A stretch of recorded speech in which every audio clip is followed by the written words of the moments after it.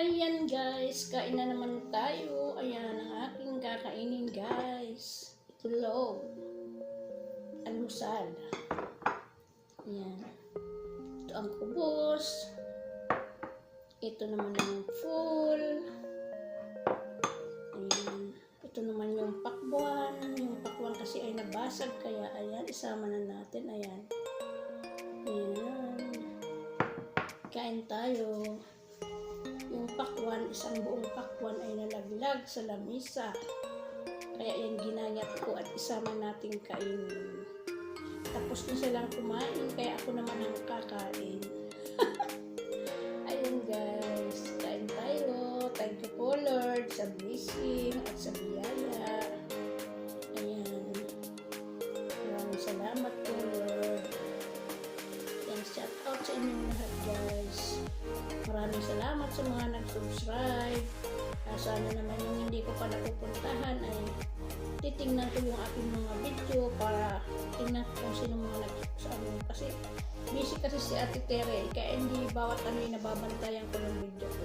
Yung bawat kuminin niya ay minsan hindi ko nakikita kaagad. Kaya ayun. Kung walang magko-comment dun sa ano, hindi ko pa makikita. Kaya minsan pinupuntahan ko yung mga video ko kung sino yung mga nandito na comment.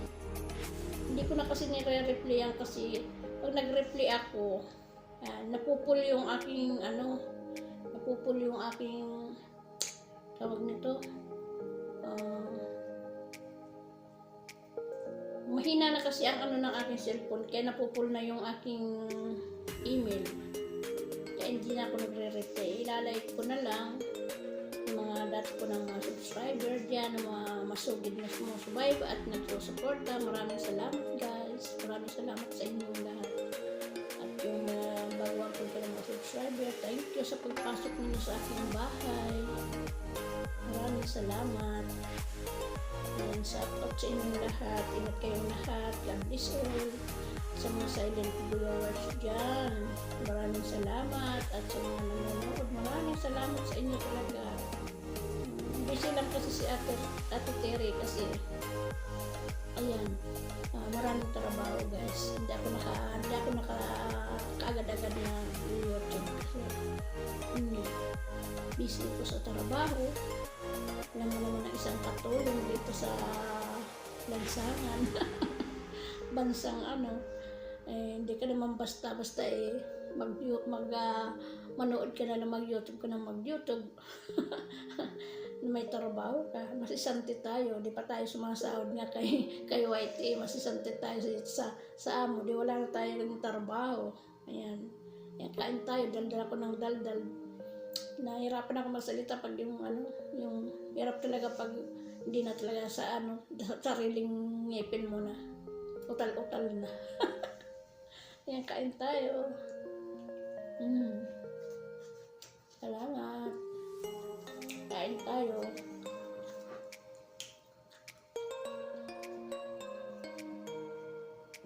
Ayan, Paul.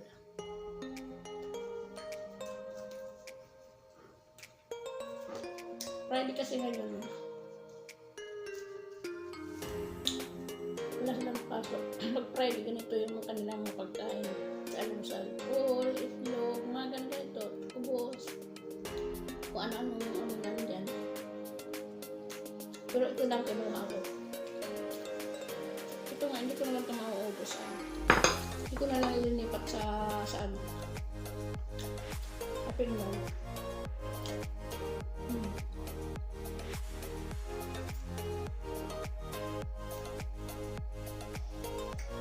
Ay, buto lang ito. May buto. Ito yung wala ng tanghalian guys. Ito na yung tanghalian. Almusal at tanghalian.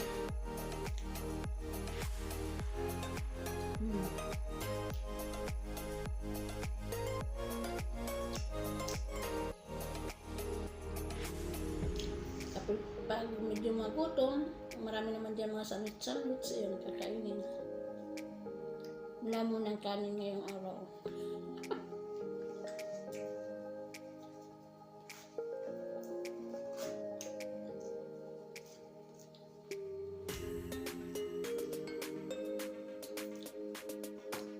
kanan natin.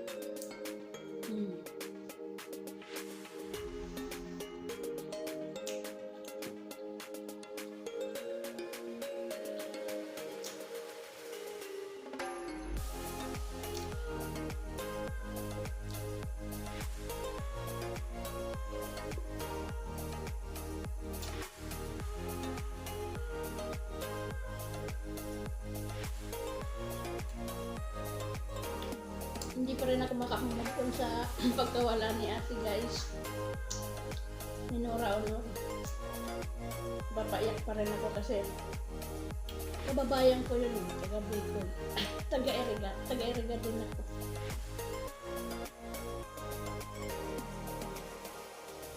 Hindi niya tinuring ng sarili niya na ay siya ay artista, siya ay superstar, ganun. Hindi niya inano yun. Pag umuwi sa Bicol, simpleng-simple. Lalo na pag dumadalaw sa doon sa mga palayan niya, sa kanyang mga nayogan. Napakasimple lang niya.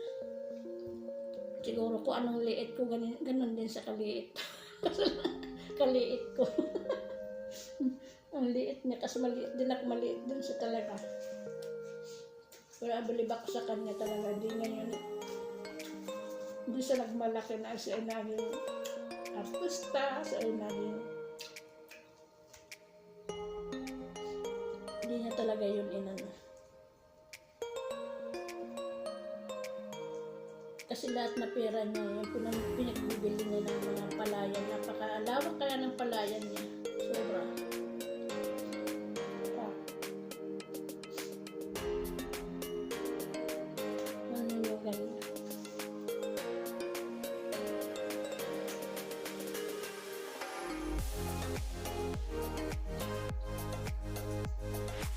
Napakabait niya talaga. Kasi akin mo 4 na pinalaki niya na hindi nakadugo, pero pinurin niya mga anak.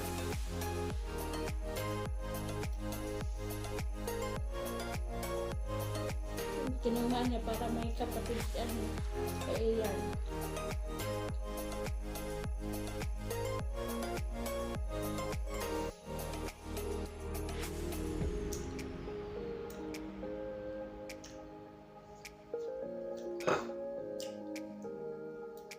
Minsan kinakanta ko pa nga yung kinanta nung si Eileen ni Bing, sa napapaluha ako.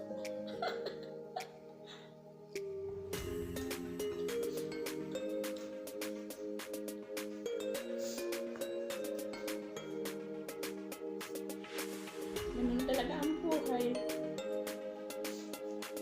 Siguro hanggang doon na lang yung buhay.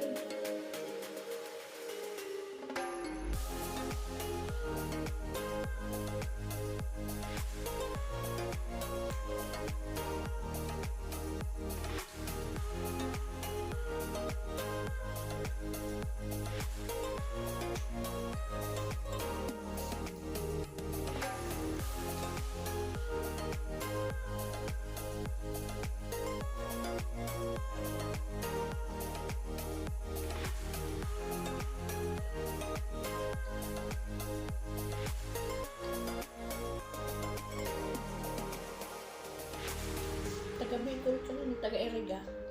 Taga-Eriga din ako kasi, guys. Taga-Eriga ako sa Bicol. Ngayon, pinanganak ko talaga sa Eriga. Ngayon nakalipat kami sa Ocampo. Pero ang salita namin ay Eriga.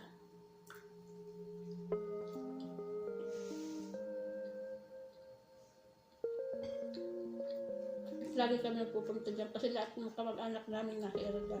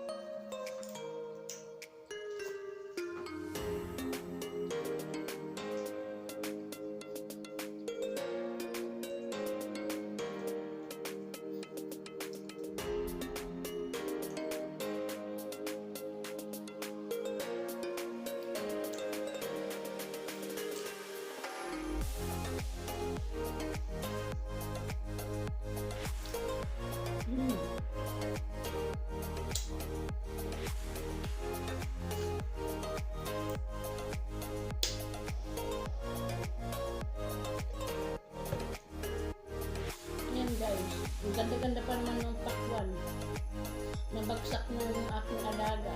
Di na ilagay mabuti sa lamisa. Gumulong pababa, di na nasalo. Ang ganda pa naman sana. Nadurog na yung loob.